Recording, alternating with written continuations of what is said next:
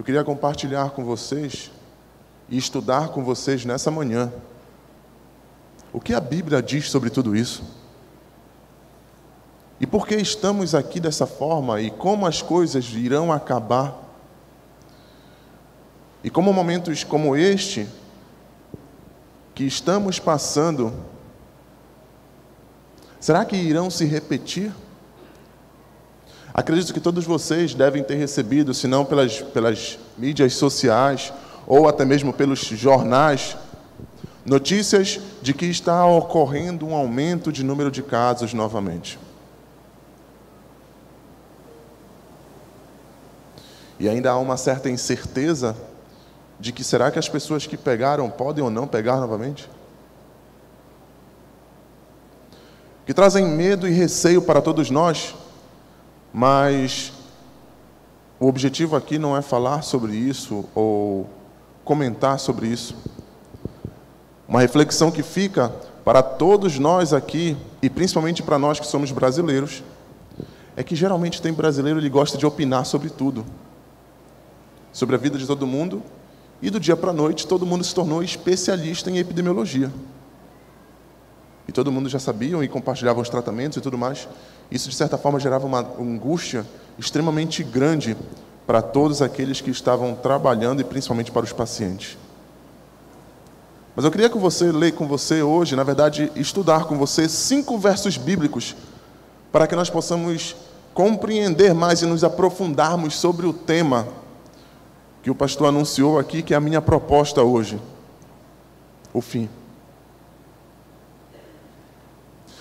Abra sua Bíblia no livro de Gênesis, no capítulo 3 do livro de Gênesis.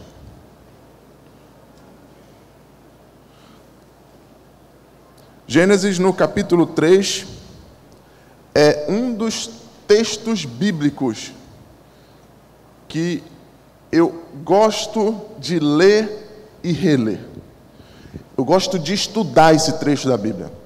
E é impressionante falar que cada vez que eu pego o comentário bíblico, os comentaristas bíblicos, faço relações diversos com esse texto, me impressiona a quantidade de informações adicionais e como Deus, naquele momento, nesse diálogo entre Deus e o homem, Ele mostrou ali claramente o que iria acontecer para Adão e para Eva. Gênesis, no capítulo 3, começa assim no versículo 1. Acompanhem comigo. Mas a serpente, mais sagaz que todos os animais selváticos que o Senhor Deus tinha feito, disse à mulher: é assim que Deus disse: não comereis de toda a árvore do jardim? Respondeu a mulher: do fruto da árvore do jardim podemos comer, mas do fruto da árvore que está no meio do jardim, disse Deus, dele não comereis, nem tocareis nele, para que não morrais. Conhecemos o resto da história. No resto da história, a mulher foi convencida por si própria, pelos argumentos da serpente, de que ela poderia comer do fruto. Vamos continuar a leitura. E agora eu queria destacar o versículo 5 para vocês. Porque Deus sabe que no dia em que dele comerdes, se vos abrirão... O que vai acontecer? No dia em que dele comerdes, se vos abrirão os olhos. Como Deus, sereis conhecedor do bem e do mal. Correto? Tem uma coisa que me impressionou nisso tudo, e algumas pessoas até falam para mim, explicam das mais diversas formas, alguns colegas inclusive, mas graças a Deus, eu não fui contaminado até hoje por coronavírus.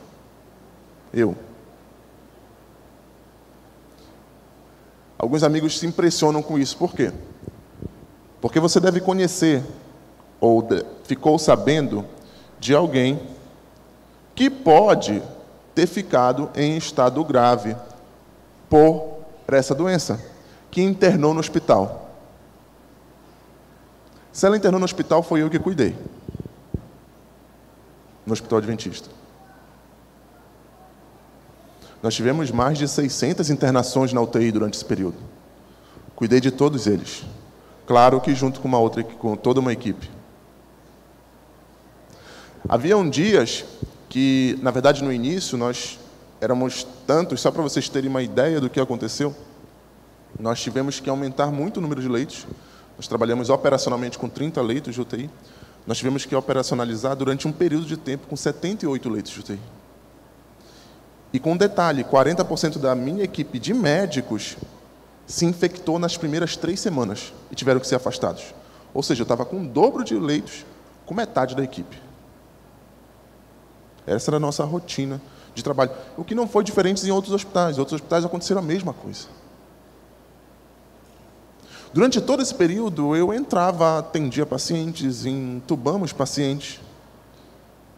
Entrava em acesso, como diz um amigo meu, no núcleo reator da doença. E eu, graças a Deus, junto com a minha família, os meus pais, que também são idosos, não fomos contaminados.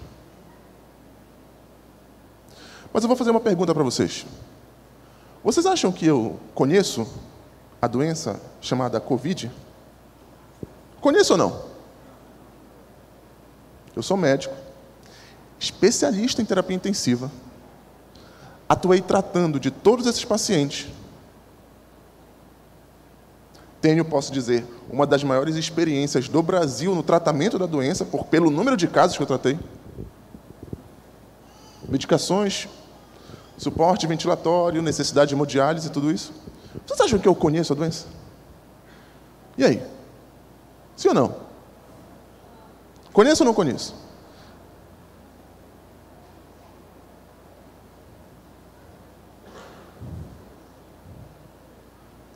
Vamos mudar o foco agora. Digamos que, não sei você, mas você deve ter conhecido alguém que ficou em estado grave pela doença. Correto? Falta de ar, talvez tenha sido necessário ser submetido a respirar com a ajuda de aparelhos. Ficou grave, foi para a UTI, graças a Deus sobreviveu a tudo isso. Retornou para a sua família.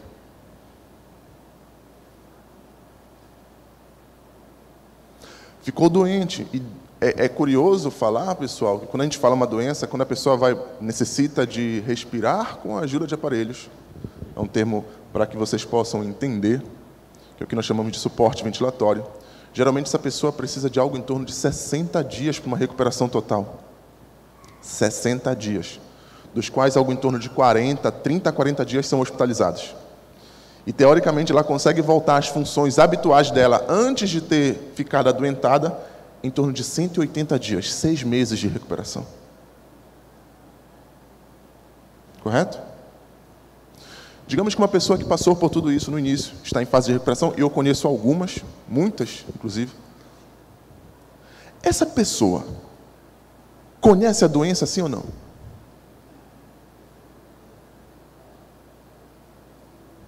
Essa pessoa que ficou adoentada. Ela ficou doente. Se você falar o que é coronavírus, ela vai falar claramente, olha, eu sei o que é. Comigo aconteceu assim, isso, depois aconteceu isso, eu estou agora aqui. Ela vai falar com você com propriedade, vai ou não vai?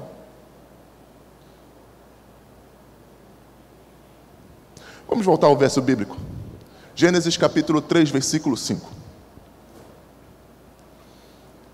Porque Deus sabe que no dia em que dela comerdes, se vos abrirão os olhos, e como Deus, sereis conhecedores do bem e do mal.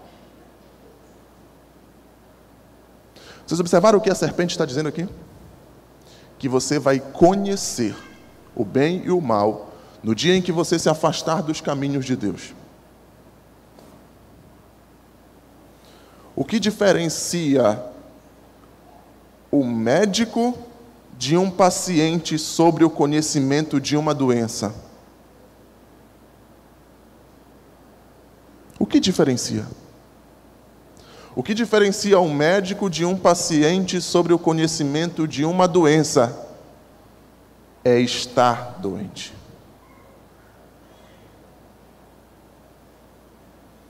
Por que eu estou dizendo isso aqui, pessoal? Porque conhecer o bem e o mal, infelizmente, é a nossa realidade. Como humanos, nós conhecemos o bem e o mal, ou não conhecemos? Não sabemos o que é uma praga, uma doença? Não sabemos o que é um assalto, um assassinato, um estupro? Não sabemos o que é um roubo? Conhecemos ou não conhecemos o mal? Conhecemos. Só que qual é a diferença? É que nós somos maus. Nós somos o doente. E Deus conhece, mas não como doente. Por que eu trago esse trecho logo no início para destacar aqui? Porque essa expressão, abrir os olhos, inclusive, queria levar para vocês a um outro trecho que está em 2 Reis. Vocês podem abrir a sua Bíblia em 2 Reis? É uma história conhecida, de certa forma. 2 Reis, capítulo 6.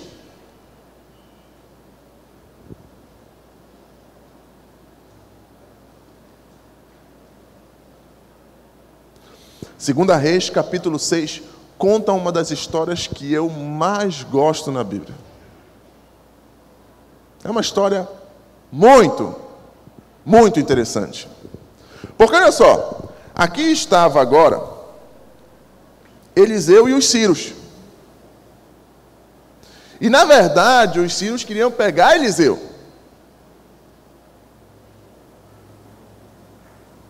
Eles queriam ter um encontro com Eliseu, na verdade, queriam prendê-lo. Era essa a ordem. A partir do versículo 8, tem um relato do que o rei da Síria pediu para fazer. Vão lá, separem um exército, e separaram um mini exército, e vão lá pegar Eliseu. Tragam ele de volta para cá, porque ele vai ficar preso. Nós estamos perdendo, ele que está fazendo tudo isso, toda essa desgraça está acontecendo por causa dele. E agora eu queria destacar para vocês uma expressão que tem nessa história, que tem muito significado com o que nós estamos estudando agora. Versículo 15 do capítulo 6 de 2 Reis. Olha o que diz. O aprendiz, o estagiário, vamos colocar assim, o estagiário agora de Eliseu, tendo se levantado muito cedo, o moço do homem de Deus, pequeno aprendiz, tá? E saído, eis que tropas, cavalos e carros haviam cercado a cidade. Eu imagino o susto que esse rapaz pegou.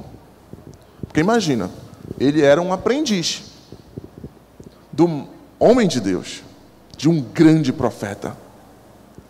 E agora ele chega e se depara com uma cena de que a cidade está cercada, e ele olha, vai todo mundo agora ser preso, acabou, é o fim, não tem mais o que acontecer, acabou para nós não temos mais como nos salvar. E aí é interessante a Bíblia, como ela relata, uma cena de desespero agora, certo? E olha só, então, então, o seu moço lhe disse: ai, meu senhor, que faremos? Isso aqui é uma expressão de extremo susto, que ele chegou para Eliseu: olha, Senhor, o que é que nós vamos fazer agora? Nós estamos cercados. Eles estão aqui fora, eles têm carros, eles têm cavalos, eles estão com uma tropa. E agora vem o versículo do que Eliseu fala. Ele respondeu: não temas, porque mais são os que estão conosco do que os que estão com eles. Muito mais são os que estão conosco do que os que estão com eles. Eu imagino que nessa hora, esse aprendiz ficou totalmente confuso.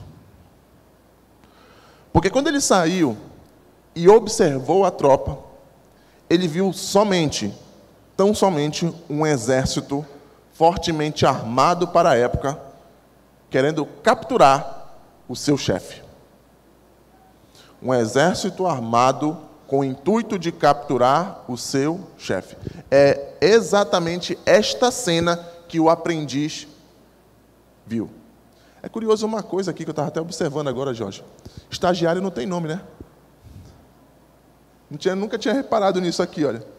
Fica aqui, olha, estagiário. Estagiário não tem nome. Desde a época da Bíblia não tem nome. Mas fica uma reflexão aqui. Olha só o que aconteceu. E agora chegou. E o aprendiz olhou e viu somente um exército.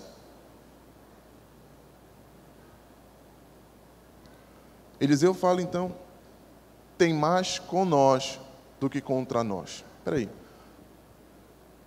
Dentre outras palavras, eu estou ficando doido, então? Não estou vendo? Onde eles estão?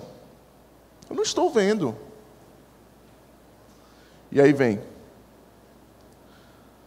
Versículo 17.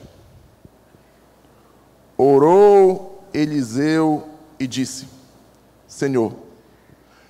Observem a oração de Eliseu em algumas palavras citadas. Orou Eliseu e disse, Senhor, peço-te que lhe abras os olhos para que veja. O Senhor abriu os olhos do moço e ele viu que o monte estava cheio de cavalos e carros de fogo em redor de Eliseu. E como desceram contra eles, orou Eliseu ao Senhor e disse, fere, peço-te esta gente de cegueira. E aí continua a história, extremamente relevante. Mas vocês viram qual foi a oração de Eliseu? A oração de Eliseu foi, Senhor, abra os olhos, para que ele veja. Vamos retornar ao capítulo inicial, capítulo 3 de Gênesis? Capítulo 3 de Gênesis. Vamos ler novamente o versículo 5.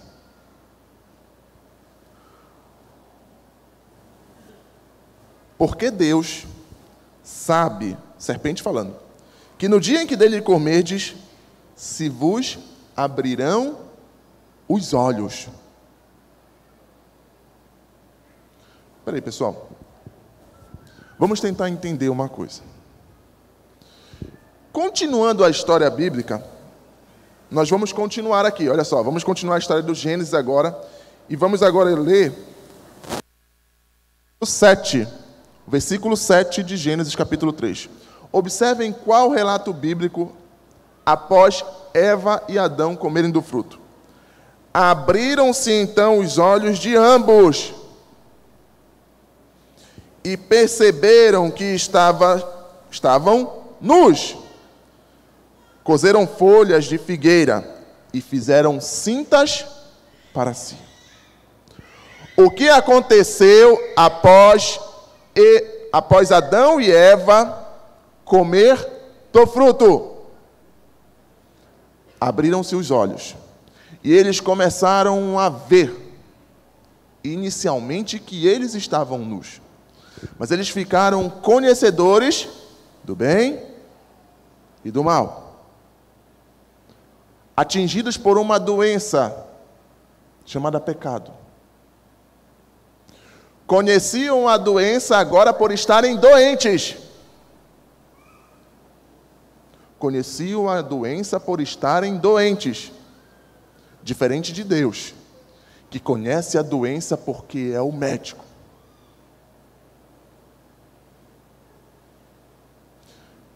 Agora vem uma pergunta relevante e interessante para este primeiro momento. Hoje, nós conhecemos o bem e o mal? Hoje nós conhecemos o bem e o mal? Hoje nós conhecemos o bem e o mal? Sim, nós conhecemos como pecadores. Nós fomos atingidos pela doença. A primeira pergunta que eu queria fazer, que é uma pergunta para reflexão. Por que o ser humano tem a tendência de sempre olhar o mal? Vou dar um exemplo para vocês. O que chama mais a atenção para você, ou o que lhe dá um frio maior no espinhaço? Com as notícias dessa semana. O que chamou mais a atenção? Uma nota pública da CESPA dizendo que os casos de Covid estão em redução? Ou algumas publicações em grupos da família dizendo que está tendo uma segunda onda?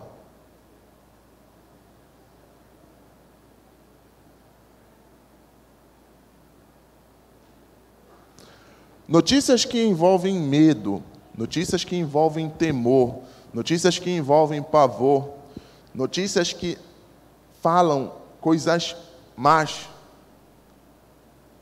O ser humano tem a tendência de ouvir mais.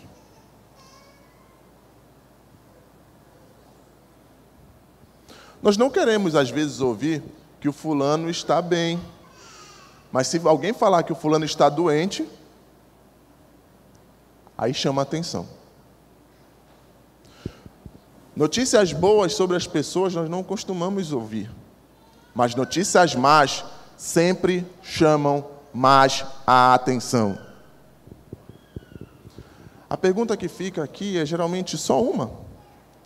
Será que nós estamos como o estagiário de Eliseu, que não consegue ver os anjos de Deus ao nosso redor?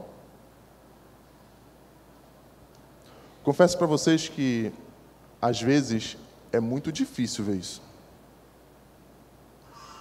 Porque com os nossos olhos nós não conseguimos ver. Nós não conseguimos enxergar. Nós não conseguimos vislumbrar. Nós não conseguimos olhar. Os nossos olhos estão fechados. Quando você vê pessoas morrendo, quando você vê pessoas sofrendo, quando você vê pessoas se desanimando, pessoas doentes, é impressionante como isso vai lhe tirando as forças. Você vai ficando fraco. Existe até uma expressão, eu vi que aqui tem uma classe de psicologia, parabéns, pastor, por isso. Uma expressão que os psicólogos usam muito, que se chama higiene mental. Inclusive, é uma recomendação para os psicólogos fazerem higiene mental. Devido a tantas demandas e tantos sofrimentos e doenças mentais que ele ouve, ele pode adoecer. E isso acontece também com outras classes de saúde. E claro, pessoal, eu estou falando aqui como classe de saúde porque é o meu dia a dia. Mas você lida tanto com sofrimento e dor que sabe o que acontece? Que você se acostuma. Você se acostuma com isso. E aí você tem dificuldade, às vezes, de lembrar e de ver com os olhos da fé que nós temos anjos cuidando de nós. Nós não conseguimos ver isso. Nós não conseguimos vislumbrar isso. Porque o mundo é tão mau.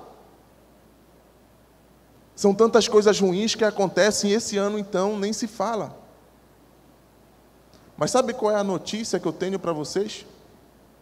É que vai piorar. Você esperava que eu ia falar o contrário, né? Biblicamente, o que é que está dizendo? O que é que está dizendo a Bíblia sobre momentos como esse? Sobre o tempo do fim. Sobre doenças. Elas vão aumentar. vão ficar piores. Cada vez mais, as coisas irão ficar piores. Nós tivemos um pequeno vislumbre de como se fecha uma igreja, meus amigos. Assim, olha. Rápido. Como é que vocês estão imaginando que vai ser os próximos anos, os próximos dias? O que vocês acham que vai acontecer? Que nós vamos voltar a ficar felizes e contentes, por mais que fiquemos com a igreja, tudo normal, está tudo certinho? Sinceramente, você está achando isso?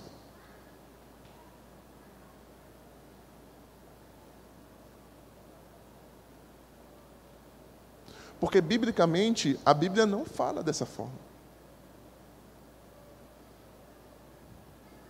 E eu queria passar agora para a última parte, na verdade, ler os 2 últimos trechos da Bíblia desta manhã, para nós podermos fechar esse assunto e entendermos, tá bom?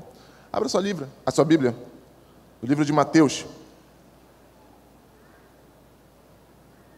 Um trecho muito conhecido. Capítulo 22. Mateus capítulo 22. A partir do versículo 1.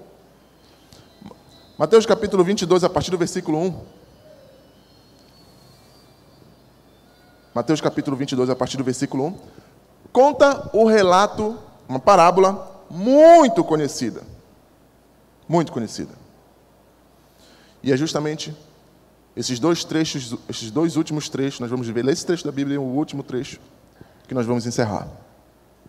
Mateus capítulo 22, a partir do versículo 1, fala das parábolas das bodas. E diz assim: de novo entrou Jesus a falar por parábolas, dizendo-lhes: o reino do céu é semelhante a um rei que celebrou as bodas de seu filho. Então enviou os seus servos a chamar os convidados para as bodas, mas estes não quiseram vir. Enviou outros servos, com esta ordem: dizei aos convidados: eis que já preparei meu banquete. Os meus bois e cevados já foram abatidos, e tudo está pronto. Vinde para as bodas. Eles, porém, não se importaram e se foram, um para o seu campo, outro para o seu negócio. Outros, agarrando os servos, os maltrataram e mataram. O rei ficou irado, enviou as suas tropas, exterminou aqueles assassinos e incendiou a cidade. Então disse aos seus servos: está pronta a festa, mas os convidados não são dignos. E depois, para as encruzilhadas dos caminhos e convida, para as bodas, o quantos encontrardes. E saindo aqueles servos pelas estradas, reuniram todos os que encontraram, maus e bons, e a sala do banquete ficou repleta de convidados. Repleta. Curioso, um amigo meu brincou tem umas 2 semanas, que esse ano salvou muitos jovens do casamento, não foi, pastor?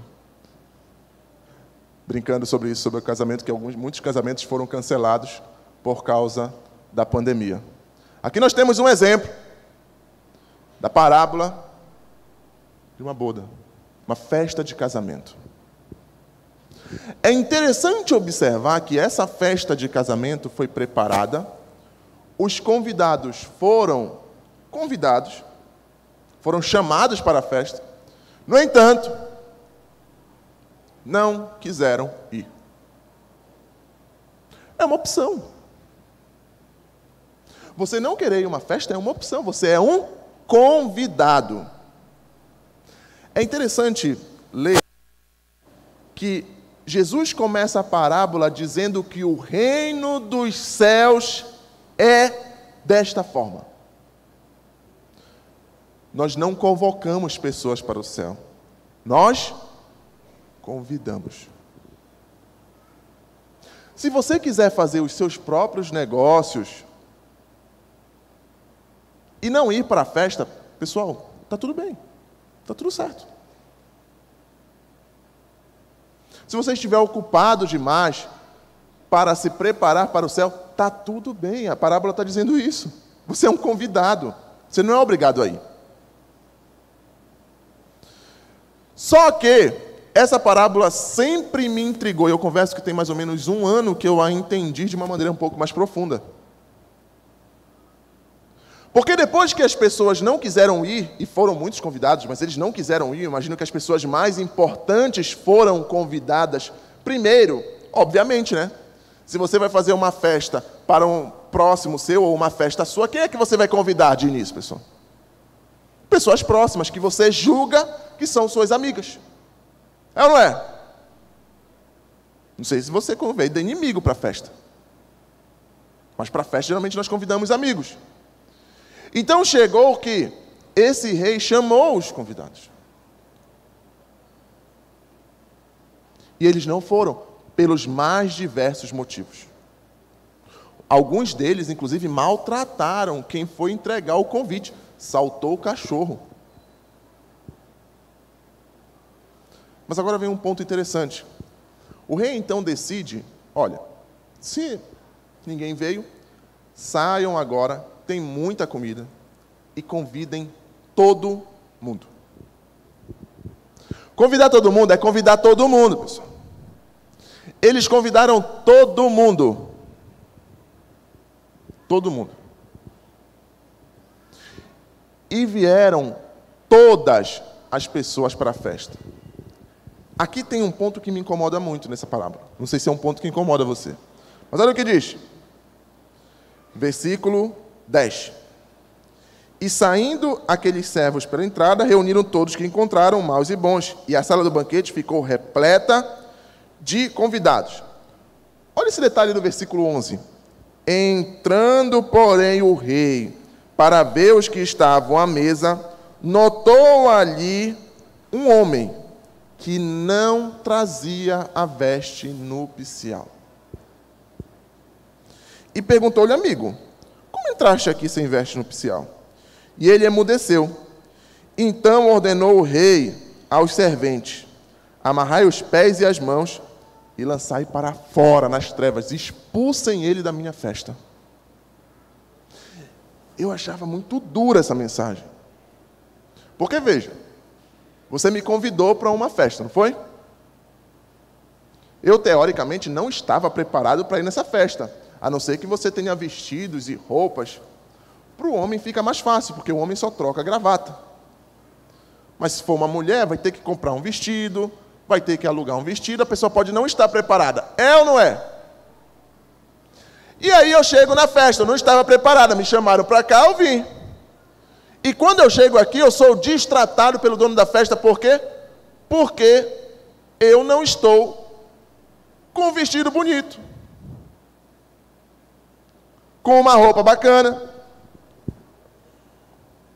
E aí eu estou expulso da festa agora.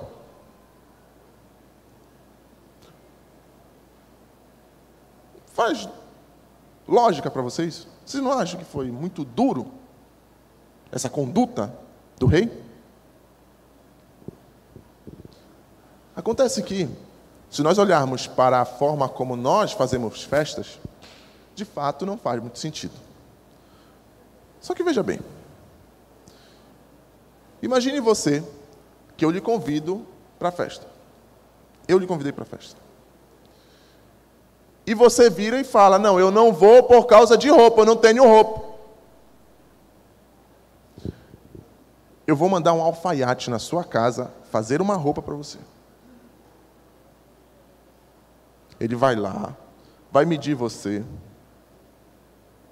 vai desenhar a roupa, você vai aprovar a roupa.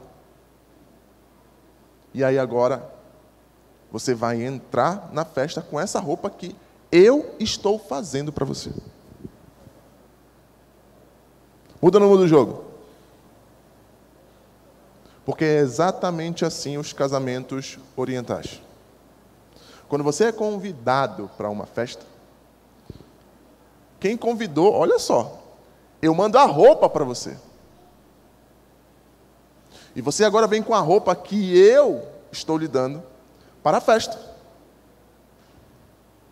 O que aconteceu aqui foi algo bem inusitado. Este homem não quis vestir a roupa.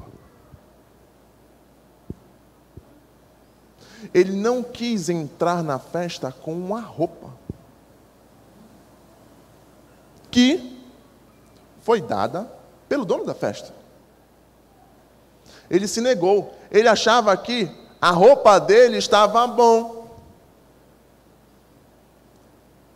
Estava boa.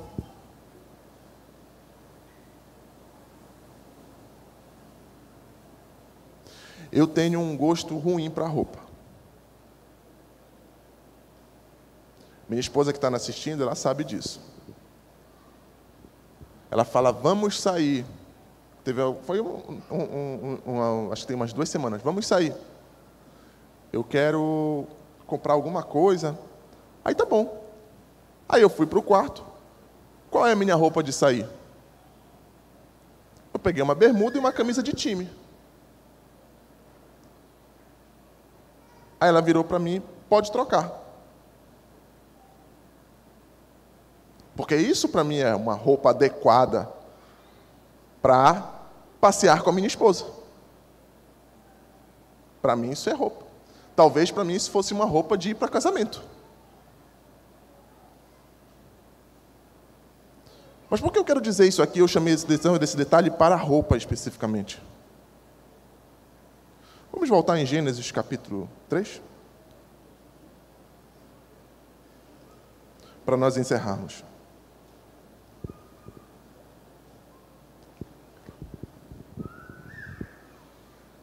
Versículo 7. Após Adão e Eva comerem do fruto do bem e do mal, abriram-se os olhos. E ambos perceberam que estavam nus, coseram folhas de figueira e fizeram cintas para si. Eles fizeram roupas de folha. Porque eles não queriam se apresentar nus diante de Deus. E para ele estava tudo bem. O meu esforço, eu fiz a roupa, eu fiz a minha roupa, eu vou me apresentar diante de Deus. E olha o que o homem faz, Deus faz. Versículo 20. E deu o homem o nome de Eva, a sua mulher, por ser a mãe de todos os seres humanos. E fez o Senhor Deus vestimentas de peles para Adão e sua mulher. E os vestiu.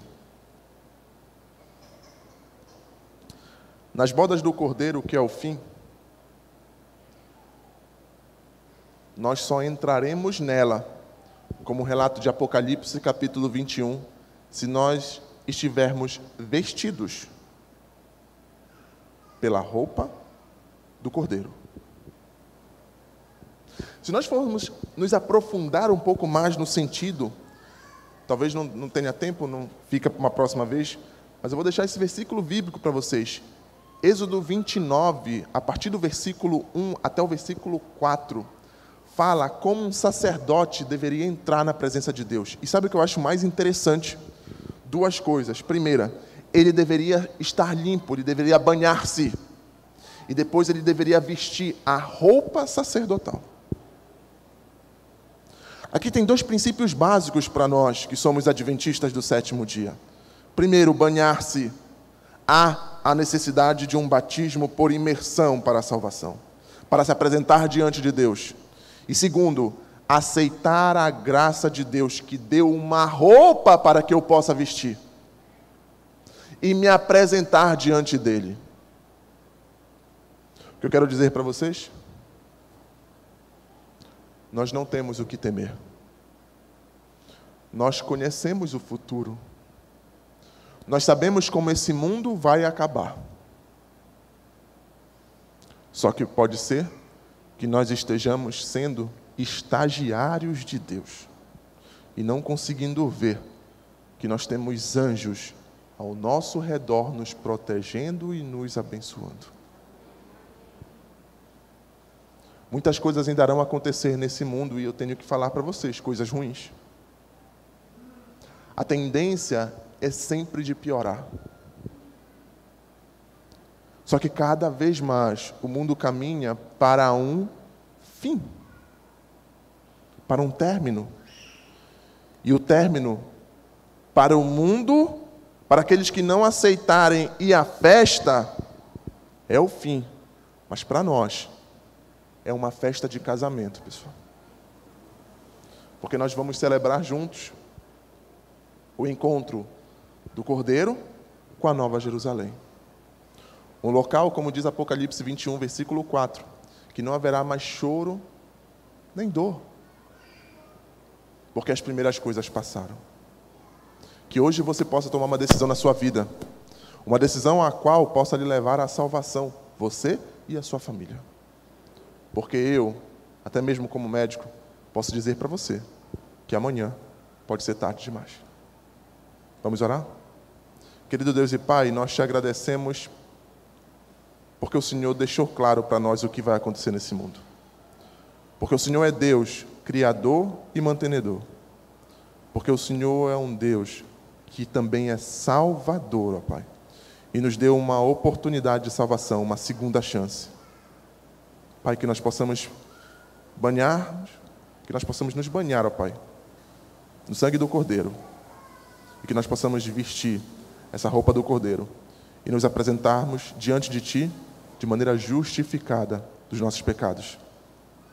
Perdoe eles, ó Pai, e nos fortaleça para seguirmos em frente e sermos cada vez mais fiéis a Ti. Te pedimos isso em nome do Seu Filho amado Jesus. Amém.